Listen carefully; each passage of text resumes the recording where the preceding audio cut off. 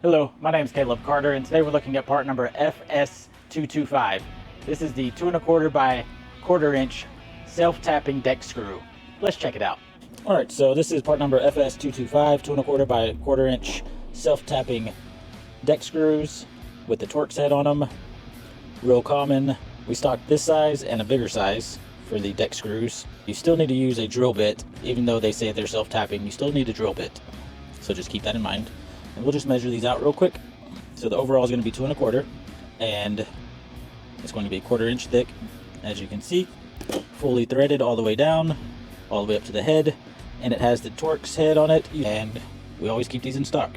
So if you need these, you can get them at trailerpartsunlimited.com, or give us a call at 844-898-8687, or just stop by our distribution center here in Huntsville, Texas, and we'd love to help you out.